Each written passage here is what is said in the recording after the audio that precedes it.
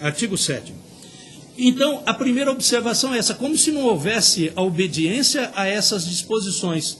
Em segundo lugar, a questão é a seguinte, vejam o que dizia, o texto não indica com precisão parâmetros que norteiam a interpretação e a aplicação da lei. Eu pergunto aos senhores, se no frontispício, no início das leis mais conhecidas, existe algum rol de princípios dessa natureza. Observem o Código Civil, observem o Código Penal, observem Código de Processo Civil, Código de Processo Penal, onde é que há essa listagem de princípios aí. Mas a medida provisória, então, vem com a exposição de motivos, e ela diz o seguinte, que foram incluídos os princípios necessários para orientar a interpretação e aplicação da lei, e que esses princípios confirmam os compromissos assumidos de forma soberana pelo país para as questões ambientais, climáticas e de desenvolvimento sustentável. Eu volto a perguntar para os senhores. Em primeiro lugar, os senhores acham que um texto de lei deve trazer normas ou é um repositório de princípios em primeiro lugar? Nunca me pareceu, nunca ouvi esse ensinamento de que um diploma legal deve ser um depósito, um repositório de princípios. Segundo lugar, a função do legislativo, os senhores sabem melhor do que eu, é fazer a lei. A função do legislativo não é arrumar elementos de julgamento. A questão da exegese, a questão da interpretação, a questão da aplicação da lei é problema do judiciário. E o judiciário tem esses princípios em outros lugares. Aí se fala aqui, esses princípios confirmam os compromissos assumidos de forma soberana pelo país. Eu pergunto aos senhores, o país assumiu compromissos, por exemplo, assinou tratados internacionais no sentido de não haver prisão civil por determinadas questões. Eu pergunto aos senhores, por acaso, na legislação existe algum princípio que, lembra o legislador, lembro que nosso país não deve aplicar a prisão por essa questão. Além disso, estou terminando. Eu só quero terminar. Eu não quero tomar o tempo dos senhores, mas como dizia, eu tinha um professor de processo civil, embora a obra dele conhecida é o melhor comentário sobre a consolidação das leis do trabalho. Professor Valentim Carrion, já falecido. E o professor Valentim Carrion, quando lhe perguntavam, olha, professor, eu devo dar uma resposta mais longa ou mais curta? E ele dizia o seguinte, em tudo que os senhores, operadores do direito, forem fazer na vida, os senhores devem adotar o princípio do biquíni. Todo mundo ficava esperando o que seria o princípio do biquíni. E aí ele dizia, não pode ser nem tão curto que não cubra o essencial, nem tão longo que faça perder o interesse. Então, por um lado, eu não quero deixar partes descobertas naquilo que eu vim falar aos senhores. Mas, por outro lado, eu também não quero que os senhores percam o interesse naquilo que eu estou falando. Mas eu prometo encerrar em 4, 5 minutos o que eu estou falando. Os senhores podem me perguntar o seguinte, mas, em termos práticos, existe alguma preocupação da minha parte sobre essa principiologia existente no artigo 1º?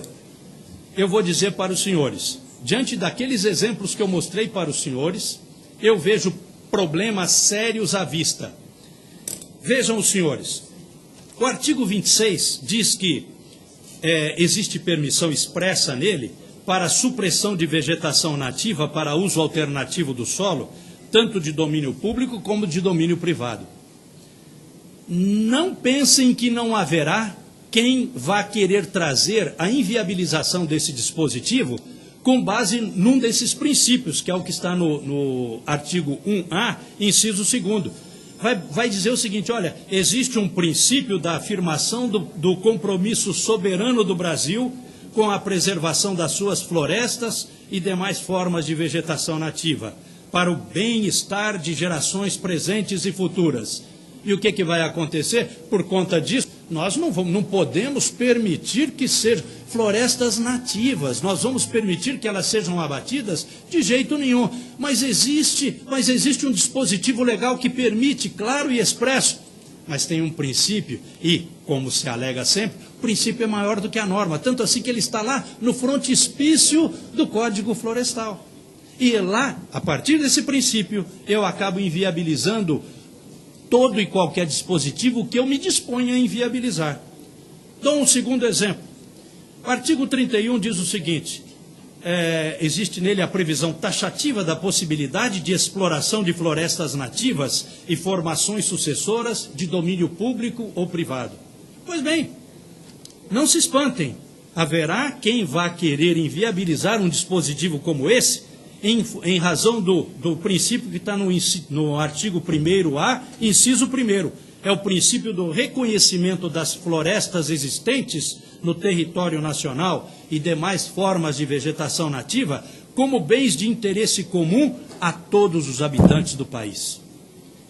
Dou um terceiro exemplo. Os senhores têm o artigo 35, parágrafo 2º, que diz: é livre a extração de lenha e demais produtos de florestas plantadas nas áreas não consideradas de APP e de reserva legal. Pois bem, alguém vai invocar o artigo 1º-A, inciso 3º, para dizer o seguinte: olha, existe o princípio do reconhecimento da função estratégica da produção rural na recuperação e manutenção das florestas e demais formas de vegetação nativa, e do papel destas na sustentabilidade da produção agropecuária. Oh, essa invocação, imagine o que não vai acontecer. Mais existe o artigo 38 que permitiu o emprego do fogo na vegetação, claro que implementados determinados requisitos. Pois bem, alguém virá com o inciso 4º do artigo 1º-A da medida provisória, vai dizer o seguinte: olha, isso nós não podemos permitir dessa forma, em função do princípio da consagração do compromisso do país com o modelo de desenvolvimento ecologicamente sustentável, que concilie o uso produtivo da terra e a contribuição de serviços coletivos das florestas e demais formas de vegetação e etc. e tal. Então, os senhores imaginem o que não pode acontecer em nome desses princípios, desses e de outros, porque hoje nós já temos a invocação de outros princípios. De vez em quando nós que atuamos nessa área, hoje nós temos contra nós, não interessa se cabe ou não, invoca-se o princípio da precaução ou da prevenção, que é o famoso mega princípio de direito ambiental.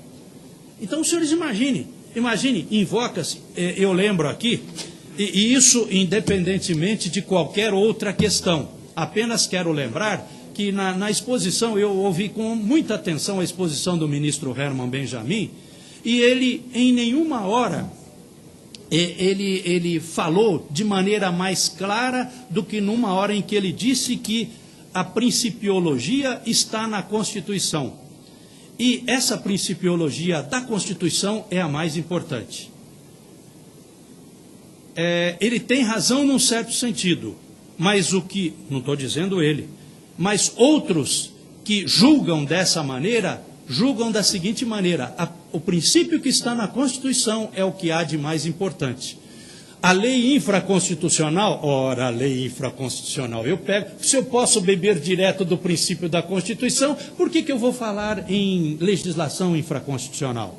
Tá? Então, o que acontece é exatamente dessa forma, e eles se esquecem de uma coisa. Existe um princípio chamado princípio da ponderação. Eu mencionei de passagem aos senhores, mas esse princípio é fundamental na condução desse tipo de trabalho e deveria ser fundamental no que diz respeito à aplicação da lei.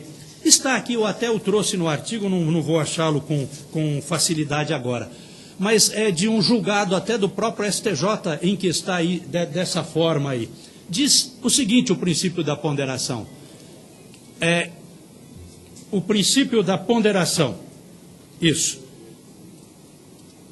E pode haver uma tensão, obrigado, pode haver uma tensão entre a norma que foi editada pelo parlamento e aquilo que se quer no judiciário ou determinadas circunstâncias.